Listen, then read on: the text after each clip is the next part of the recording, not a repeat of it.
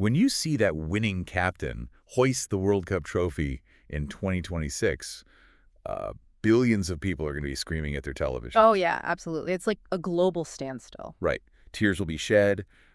Photographs will be taken that completely define a generation. Hmm. And history gets written right there. Instantly. But what almost none of those billions of people actually know Yeah. is that they are cheering for basically a highly insured body double. A very shiny, very expensive fake. Exactly. Because the actual ultimate prize of global sports, the original trophy, it was stolen, allegedly melted down, and just erased from existence decades ago. It is, I mean, it's the ultimate sports heist, and it completely changed the psychological and, well, the physical reality of how the biggest tournament on Earth operates. You're pretty much looking at a phantom when you see that trophy lift. Okay, let's unpack this. Yeah. Because looking through this massive stack of research we have on the history of the tournament for today's deep dive, the origin stories of these, beloved traditions are wildly chaotic. They really are. It's a mess.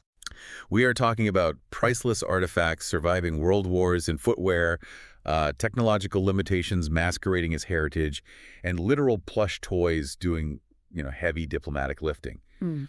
And we're going through all this source material to get you totally prepped for the massive 2026 mega show. It's a phenomenal case study in how global culture is actually built, honestly. Yeah. Because we tend to view these massive spectacles as fixed, right? Like they're sacred traditions.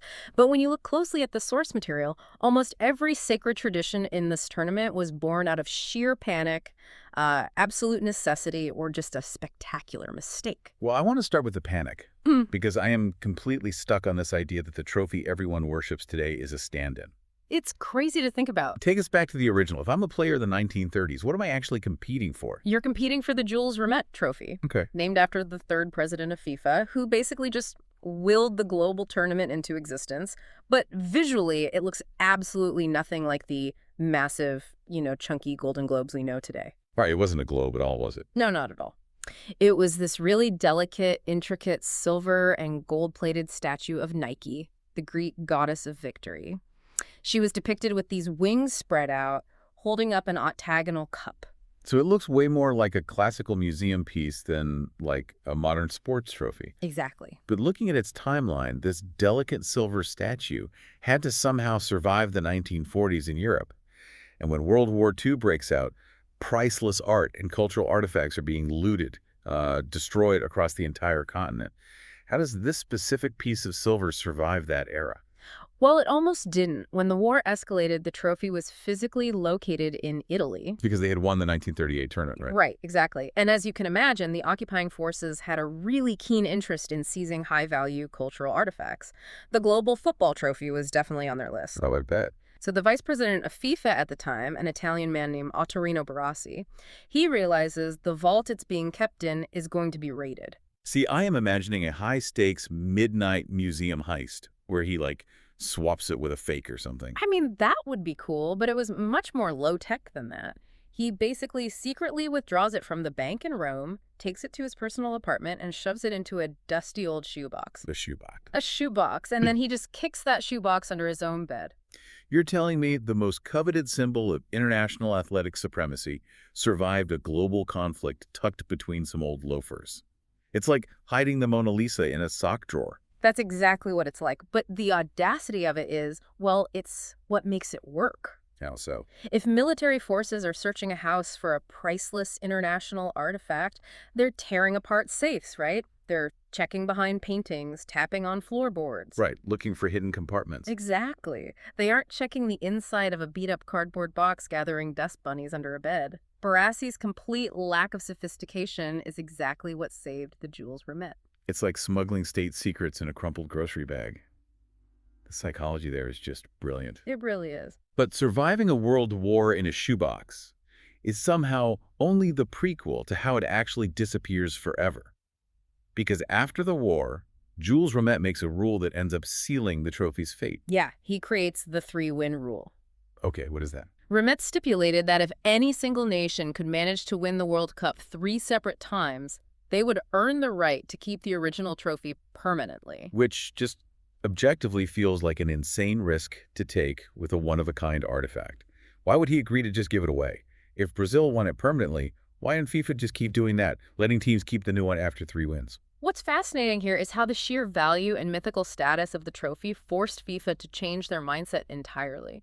Because in 1930, Rimet vastly underestimated how the game would evolve. He didn't think anyone would win 3 times. He assumed it would take a century, maybe longer, for one country to dominate the globe 3 times. He thought it was this mythical, almost unattainable milestone. But he didn't account for Brazil. He definitely didn't account for Brazil. Specifically, he didn't account for Pelé and the sheer dominance of the Brazilian squads of the mid-20th century. By 1970, which is just 40 years after the tournament started, Brazil won their third title. So they basically call FIFA's bluff. They win, and they take the original Greek goddess home to Rio de Janeiro forever. Yep.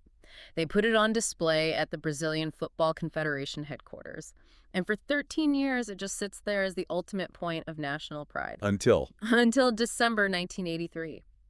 A group of men break into the building, overpower the night watchman, use a crowbar to pry open the wooden frame of the bulletproof glass case, and simply walk out with the Jules Rimet trophy. Wait. The bulletproof glass was set in a standard wooden frame. A catastrophic oversight in security. The glass itself was impenetrable, but the wood casing holding it together was essentially just decorative. You could just pry it apart. So it vanishes into the Rio underworld. Yeah. And the prevailing theory in our sources is that it was completely destroyed, right? Sadly, yeah. The police investigation ultimately concluded that the thieves, who obviously couldn't sell such a high-profile item intact, just melted down the silver and gold.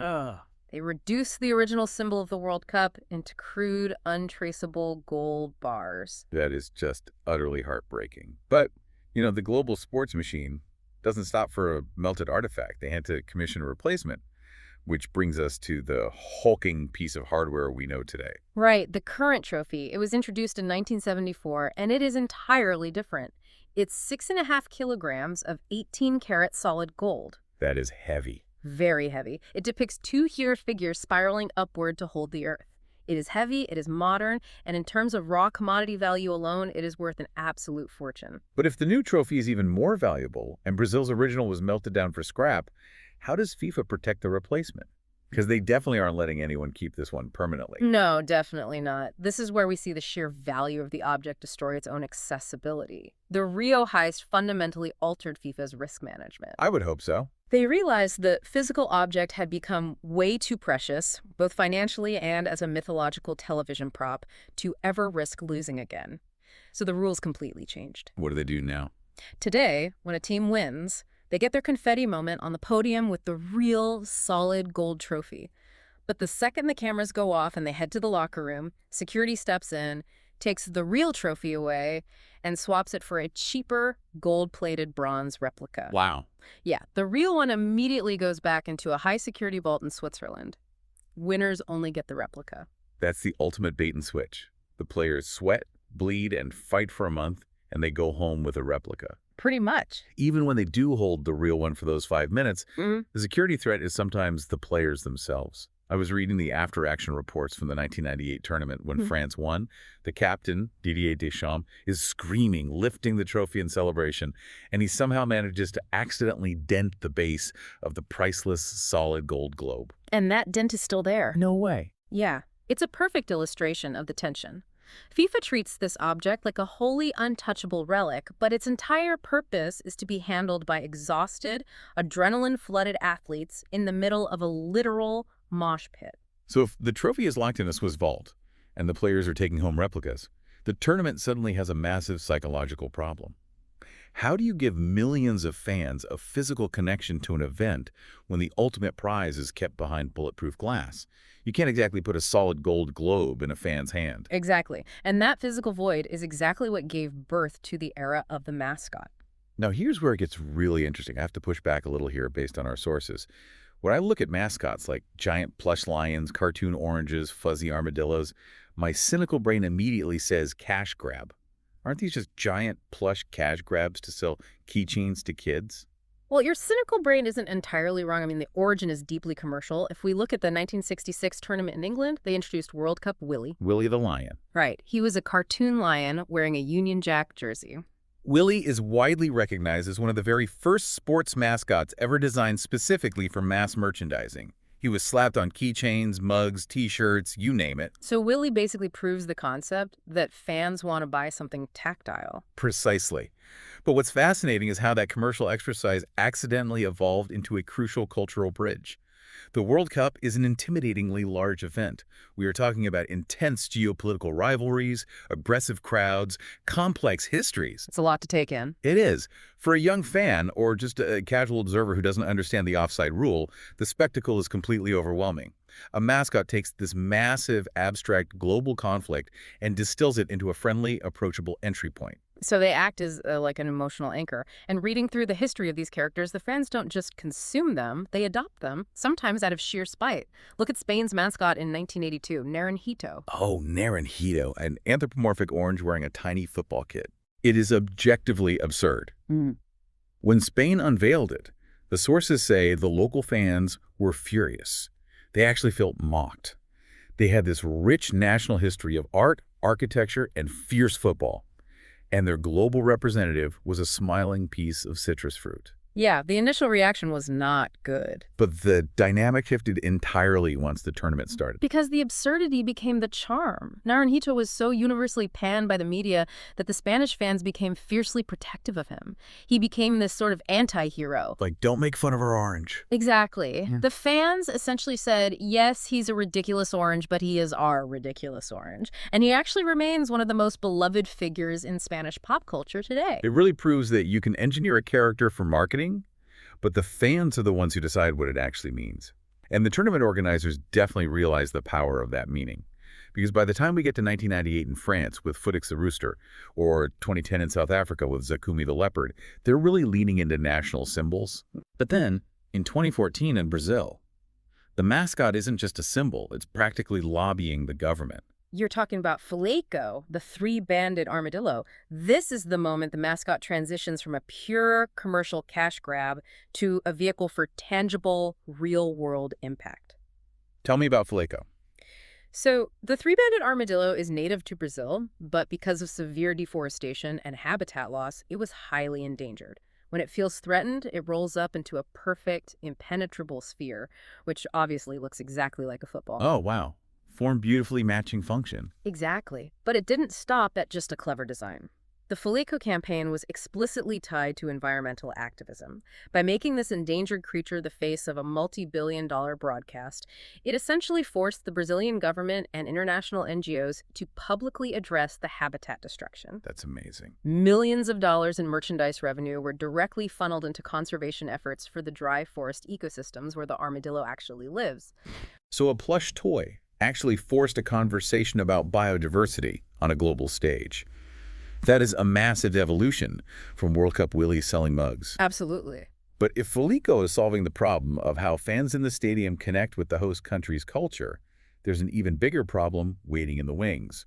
Because for every one fan in the stadium, there are 10,000 watching from their couch in another time zone. And this is where the demands of the global television broadcast begin to fundamentally alter the physical reality of the sport. The camera dictates the culture. Let's look at the opening ceremonies, for example.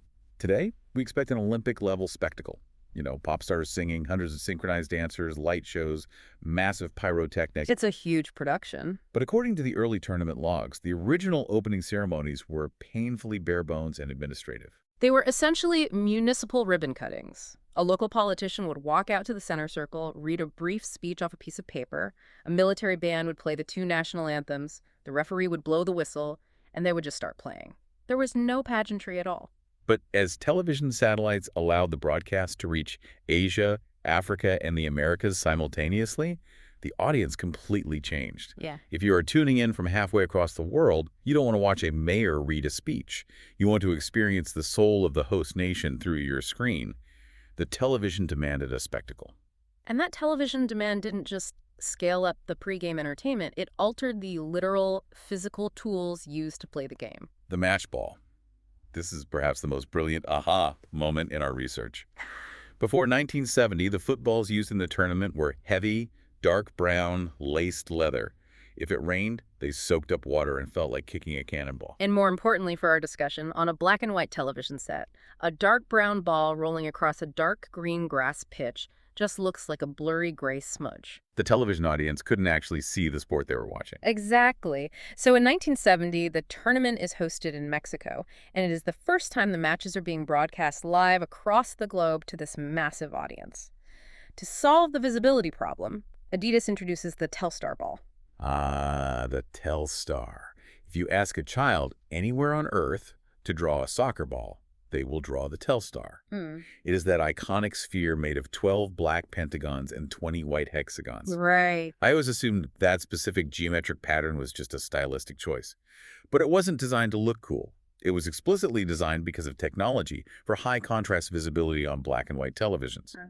The white panels stood out against the grass, and the alternating black shapes allowed the grainy television cameras to actually capture the spin and trajectory of the ball in midair. It is pure, unfiltered functionalism. It really reminds me of early internet web design. How so? If you think back to a website from, like, 1996, with the bright blue underlined hyperlinks and the stark gray backgrounds, designers weren't making a fashion statement. They were building within the severe limitations of dial-up modems and basic HTML. Right, it was just what worked. The Telstar was the exact same thing. It was a purely functional hack for the limitations of 1970s broadcast technology, but it accidentally created the permanent, definitive visual icon for the entire sport. So what does this all mean for the fan experience? Well, if we connect this to the bigger picture, it tells us something profound about what tradition actually means in this context. We look at the Telstar pattern today and think, oh, that's a classic traditional football. But in 1970, that ball was cutting-edge, disruptive technology. Tradition in this tournament isn't about staying the same. The true tradition is constant, aggressive, technological adaptation disguised as heritage. So if the Telstar was a functional solution for black and white TV, and Felico the Armadillo was a localized answer to environmentalism, what happens when you have to scale all of these solutions across an entire continent simultaneously? Because all of these moving parts, protecting the mythical trophy, connecting with fans through mascots, and integrating bleeding-edge broadcast tech, they're about to collide on an unprecedented scale in North America. The 2026 Mega Show is an absolute logistical behemoth. We are moving from a single host nation to a continent-wide event shared by the United States, Mexico, and Canada. The scale is almost incomprehensible. How do you possibly build a cohesive identity for an event spread across 3 massive countries with completely different cultures and football histories? It feels like it could just be a chaotic mashup. This raises an important question about how you synthesize decades of tradition. You have to rethink the architecture of the symbols we've been discussing. Let's start with the mascots. You can no longer rely on a single animal to represent the host, because no single creature or character can authentically capture the culture of Mexico City, Toronto, and Los Angeles simultaneously. So the organizers introduced a trio of mascots to represent the unity between these distinct countries. It's essentially the Marvel Cinematic Universe approach. That's a perfect analogy. You design distinct characters with their own regional backstories, but the marketing power comes from their team up. The narrative isn't about one nation's pride. The narrative becomes the collaboration between the 3. And the match ball will follow that exact same trajectory of scaling up the technology, right? We've come a long way from painting panels black and white. The ball being developed for 2026 is less a piece of leather and more a flying computer. Exactly. The modern match balls feature brand new integrated technology, like an internal suspension system holding an IMU sensor. An IMU sensor? Yeah, an inertial measurement unit. This sensor tracks every touch, every spin, and the exact location of the ball in 3-dimensional space at 500 frames per second. It transmits that data instantly to the cameras around the stadium to automate offside calls. The ball is actively talking to the stadium. That is wild. The Telstar helped the audience see the game. The 2026 ball helps the referees officiate it. Exactly, continuing that legacy. But what about the ultimate prize? We have 3 massive countries and still only 1 solid gold trophy locked in a Swiss vault. How do you manufacture that physical connection for fans spread from Vancouver to Miami? FIFA's answer is the Global Trophy Tour. In the months leading up to the 2026 kickoff, they organize a massive global tour, placing the authentic, solid gold trophy in a highly secured, bulletproof display case and physically flying it to dozens of cities across all 3 host nations. But since you can't win it and you can't keep it, they bring it to your local mall so you can at least see it and touch the glass box holding it months before the opening match. It's a brilliant piece of modern mythology. It allows fans to breathe the same air as the artifact, reinforcing its untouchable status while simultaneously making it feel accessible. But looking at the entirety of this 2026 endeavor, I still struggle with the cultural synthesis. You have Mexico, a nation with a deep religious reverence for the history of the sport. You have the United States, an absolute commercial powerhouse. And you have Canada, an emerging force on the global stage. Melding those three into one unified event seems impossible. But for 2026, the shared identity of North America becomes the tradition itself. Bringing different languages, cultures, and football histories into one unified event is the ultimate test of the tournament's modern traditions. If they pull it off, the shared identity is the new heritage. It is going to be an absolute circus, and I cannot wait to watch it unfold. So the next time you sit down to watch a match and you see that sleek, sensor-loaded ball roll across the pitch, or a trio of quirky mascots dancing on the sidelines, or the captain finally hoisting that gold-plated replica into the sky, you now know the decades of theft, mockery, and brilliant technological necessity behind them. And remember, knowledge is most valuable when applied. So when you are sitting at that 2026 watch party and the camera pans to the trophy, be the expert. Share the shoebox story. When someone complains about the new offside tech, explain the origins of the Telstar. Yes, be the smartest person in the room. Speaking of that history, there is one final detail from our source material that I simply cannot shake. We know the original Jules Rimet trophy, the silver goddess that survived World War II under a bed, was stolen in Rio in 1983, and the police firmly believe the thieves melted it down into gold bars. But what if they didn't? I mean, the criminal underworld isn't exactly known for its immaculate record-keeping. Exactly. What if those thieves realized melting down the most famous sports artifact in history was too much work, and they quietly sold it intact to a private collector on the black market? It's possible. It is entirely within the realm of possibility that the original mythical symbol of global athletic supremacy is simply sitting unrecognized in a dusty attic or private collection somewhere right now, which begs a lingering mystery. What other lost artifacts of modern global history are hiding in plain sight, just waiting to be discovered by someone who knows what to look for? Keep your eyes open at the next garage sale you visit. We'll catch you on the next deep dive.